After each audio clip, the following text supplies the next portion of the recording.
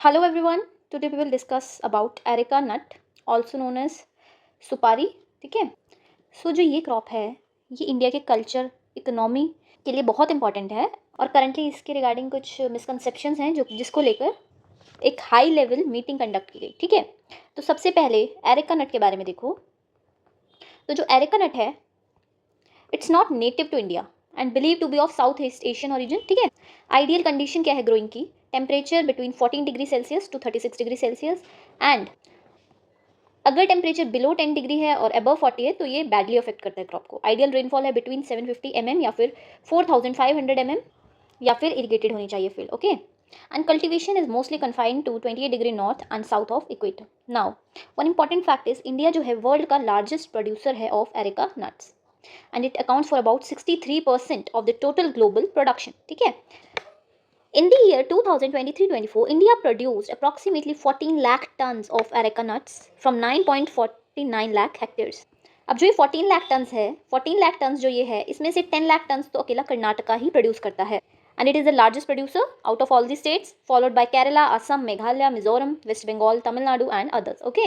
इस सेक्टर की करंटली जो मार्केट वैल्यू है वो है 58,000 crore approximately and around 6 million people in India are occupationally dependent on areca nut farming, making it an important sector. अगर हम बियॉन्ड इकोनॉमिक्स जाएं तो एरेका नट इंडिया के रिलीजियस, कल्चरल और आयुर्वेदिक ट्रेडिशन से काफ़ी जुड़ा हुआ है. तो recently WHO that is World Health Organization की एक रिपोर्ट आई जिसने कि कुछ कन्फ्यूजन क्रिएट करी regarding areca nuts as it link areca nut to the carcinogenic risk. Okay.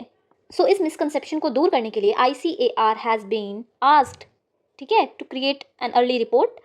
Okay. Now सबसे पहले तो फॉर द PDF आप PIB notes Telegram channel join कर लेना.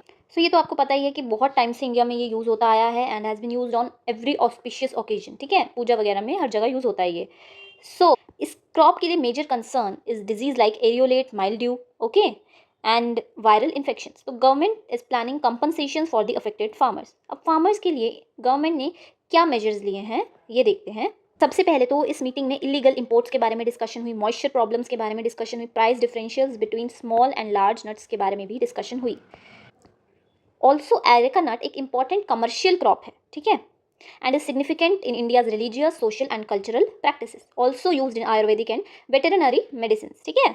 नाउ ट्रेड प्रोडक्शन के लिए क्या किया है गवर्नमेंट ने? 100% इम्पोर्ट ड्यूटी इम्पोज की गई है. मिनिमम इम्पोर्ट प्राइस को इंक्रीज कर दिया है. FSSAI एंड कस्टम्स ने इंस्ट्रक्ट किया है to check the quality standards and the rules of origin. ठीक है. डिजीज मैनेजमेंट के लिए कुछ थीम्स हैं जैसे येलो लीफ डिजीज और लीफ स्पॉट डिजीज के लिए एक national scientific committee on areca nut setup की गई है. ठीक है. Under the MIDH scheme, MIDH stands for mission for integrated development of horticulture. इसके अंडर 3,700 लाख एलोकेट किए गए हैं टू कर्नाटका. ठीक है, for the disease management. Okay. Also 860.65 lakh has been released to Karnataka for the financial year 2025-26 under the special intervention. ठीक है. Also DASD, that is Directorate of Areca Nut and Spices Development, in collaboration with ICAR CPCRI is implementing frontline demonstration programs to promote advanced technologies जिससे कि farmers की income per unit area increase की जाए using technological advancements. इसकी कुछ चीज़ें आपको बस बेसिक याद होना चाहिए एरेका नट वगैरह के बारे में. बाकी आपकी जनरल नॉलेज के लिए है. Thank you for watching. Keep studying.